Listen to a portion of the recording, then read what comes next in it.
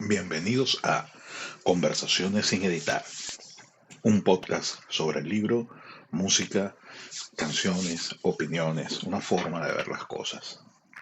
Hoy quiero traerles a un personaje particular, a Katherine Neville. Katherine Neville es una escritora estadounidense, escribe sobre todo thrillers, tiene una biografía extraña, estudió una combinación de matemáticas y arte en el college en Vassar. Se graduó en 1967 y esa mezcla de disciplinas la llevó en toda su carrera. O sea, además se dedicó a ser consultora de sistemas informáticos para grandes corporaciones, trabajó en el sector de energía, desarrollando modelos económicos y modelos de servicios públicos, trabajó como fotógrafo de moda y de retratos, y esto le dio una perspectiva gigantesca, le dio una gran variedad de conocimientos que luego vertió en su escritura. Su libro más aclamado es del que yo quiero hablarles hoy, se llama El Ocho. El Ocho es una mezcla de todo lo que les acabo de decir.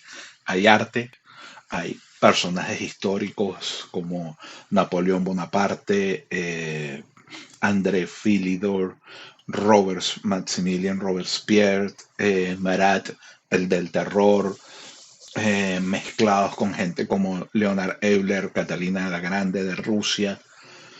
O sea, hay una buena mezcla de personajes allí. Además hay una descripción hermosa de los paisajes de la Francia del siglo XIX, de parte de lo que fue el desierto tunecino o el desierto argelino, dependiendo de la zona en la que estés.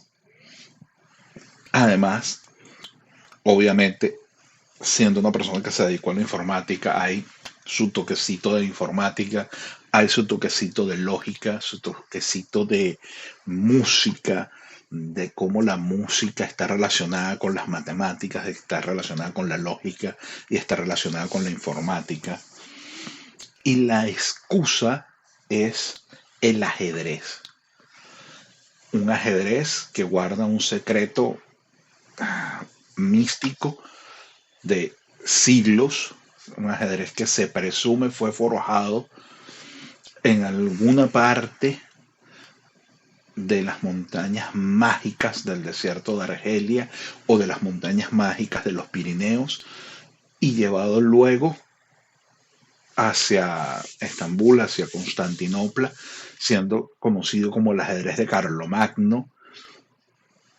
Hay una disputa, una partida, hay un cuento allí con el que empieza, que no les quiero spoilear del libro, donde se ve que el ajedrez tiene un no sé qué. Tiene ahí guardado un truco mágico que posee la mente de las personas que lo juegan y de las personas que se obsesionan con él porque tiene el secreto del poder real. Se dice que Carlomagno antes de morir lo dona y la persona a la que se lo dona lo hace enterrar en una abadía en Francia.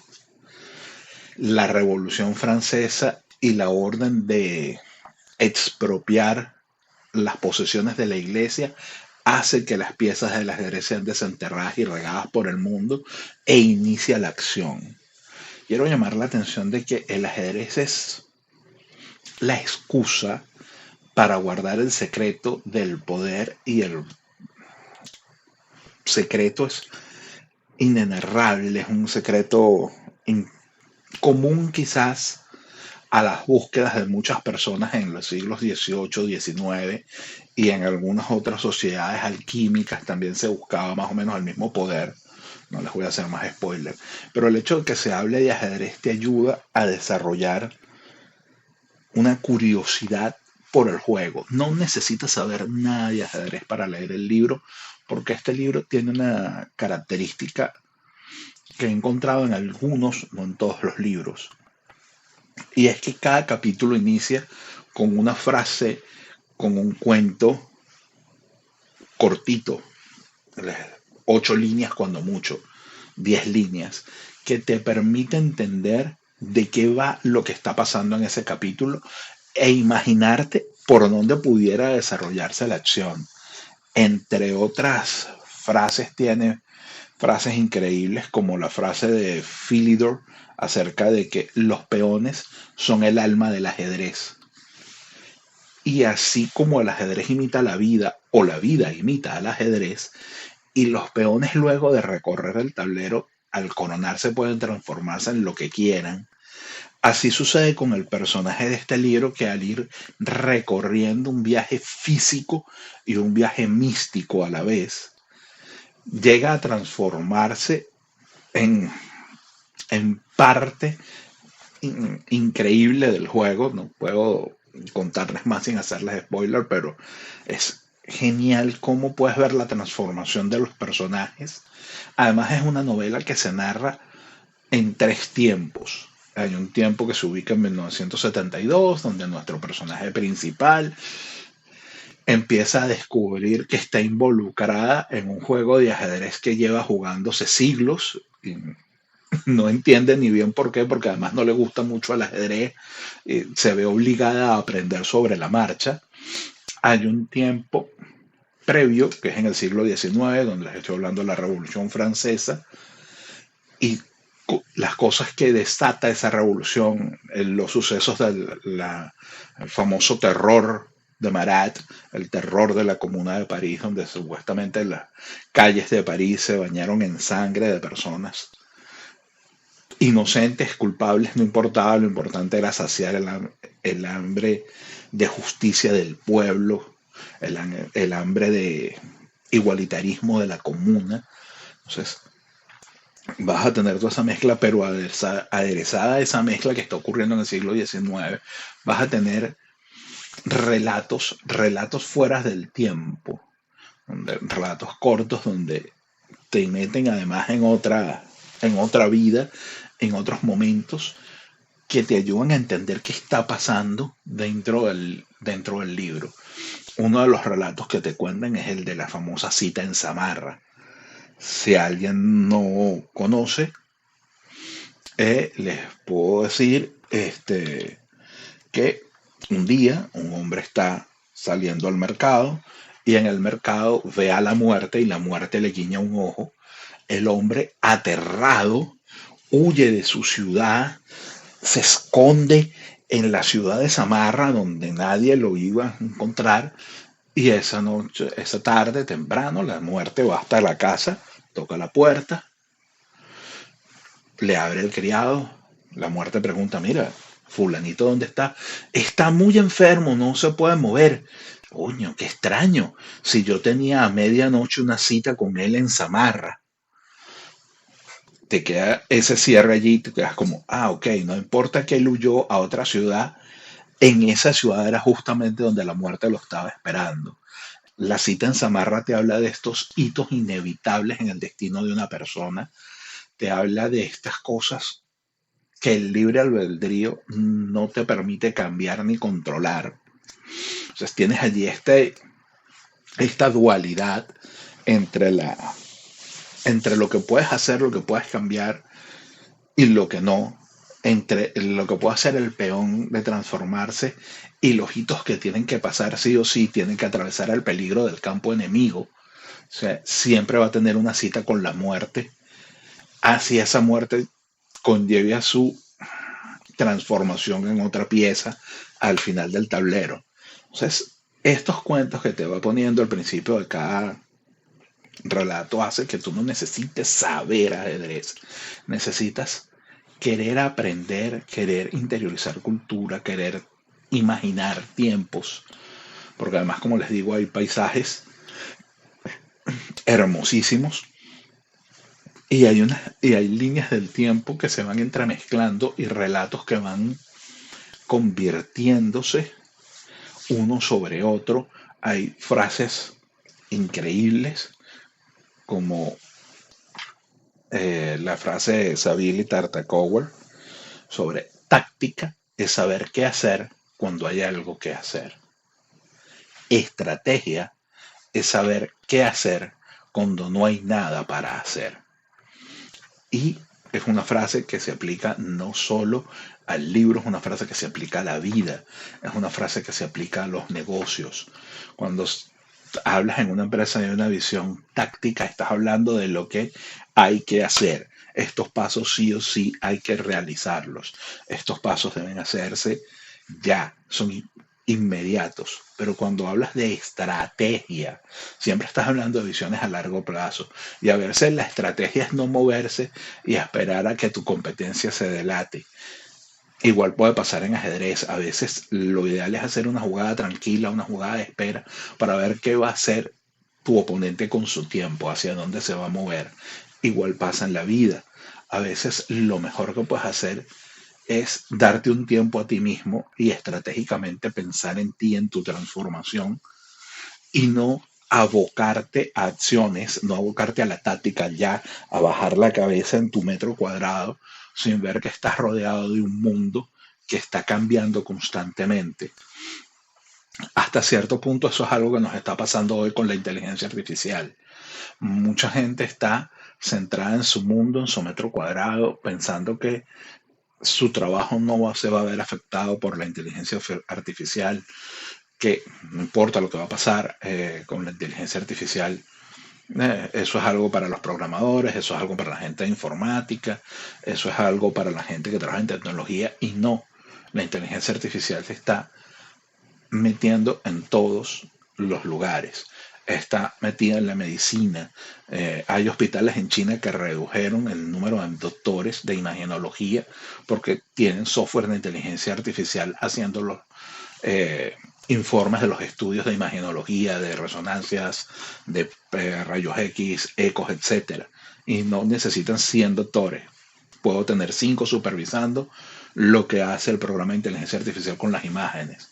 O sea, si algo tan complejo con la medicina ya se está viendo allí, se pueden imaginar que el momento ahora estratégico es ver cómo incorporas la inteligencia artificial a tu trabajo, cómo incorporas la inteligencia artificial a tu vida, cómo te das un tiempo para pensar en ti mismo y en cómo esa IA va a cambiar tu metro cuadrado. La táctica está muy clara. La táctica es que hay que aprender sí o sí algo de inteligencia artificial. La estrategia es cómo aprenderlo mejor y cómo usarlo. Entonces, imagínate qué tan profundo es el libro que tiene esta frase de Tartakower, que tiene esta frase de los peones del ajedrez, pero que además te enseña cosas comunes que pueden ser divertidas para alguien que está viendo un juego de ajedrez por primera vez y entender que es un jeu o un acomodo de piezas, que no es que el tipo tenga la intención de mover, sino que la está acomodando. Se puede ver mucho si alguien ha visto partidas en internet, que los grandes maestros antes de jugar acomodan las piezas y que a veces durante una jugada dicen Jadou, medio acomodan una pieza. No es tan común de ver, pero puede pasar, sobre todo cuando el ajedrez es rápido y alguien coloca las piezas de manera desordenada y les da ese toque de ¡ah! No está donde yo quiero. Puedes enterarte de cosas interesantes como el fegatelo o el hígado frito, que es una forma de ataque en ajedrez divertidísimo, que le hayan puesto hígado frito, pero ¿por qué hígado frito? Dentro del libro tienes un cuentito allí cortico que te puede ilustrar. Te muestra además, como les dije, que está en 3 tiempos. Hay un tiempo mitológico, un tiempo antiguo, un tiempo de relatos, donde ves mezclado a Carlomagno, donde ves mezclado a André Philidor, donde ves mezclado a Leon Euler, donde ves mezclado a Catalina Grande de Rusia, pero además tienes un tiempo histórico en el siglo XIX que recorre eventos importantísimos, no solo de la Revolución Francesa, el advenimiento de Napoleón Bonaparte, la conquista de Egipto, y además entonces en el siglo XX tienes cosas que definieron la segunda mitad del siglo XX, como la formación de la OPEP, la guerra de los precios del crudo. Entonces tienes una mezcla de conocimientos allí para divertirte, donde les recomiendo encarecidamente que lean el 8. Pero no solamente que lo lean por, ay, sí, lo leí. No, que lo disfruten, que lo entiendan. que lo piensen, que sepan que el 8 es solo la punta del iceberg. Es decir, te arroja tantos conocimientos, te da tantas pequeñas ideas de cómo se mueven tantos sectores o cómo se movieron tantos sectores en los finales del siglo XX, que te da libertad para imaginar cómo pudieras mover otros sectores actualmente. Te llena de un bagaje cultural, de un bagaje histórico, sin querer queriendo, porque como te digo, te va metiendo cositas, frasecitas de ajedrez, frasecitas como la cita en Samarra, poemitas de Calderón de la Barca o de Borges, te va poniendo esta frasecita y esta frasecita ya, este relato, te habla de Bach, de la música, de los cánones, y esto te va llenando culturalmente. Además está escrito en un ritmo vertiginoso que no importa con cuál de los protagonistas te identifiques, siempre vas a estar metido en la acción. Ya sea que te identifiques con la protagonista del siglo XIX o con la protagonista del siglo XX, vas a estar metido en una acción, en un vértigo. El viaje temporal es hiper amplio y el viaje físico es gigantesco. O sea, estamos hablando de Francia, Argelia, Túnez, Estados Unidos, el Océano Atlántico. O sea, estamos hablando de un paisaje que te rodea durante la lectura del libro increíble.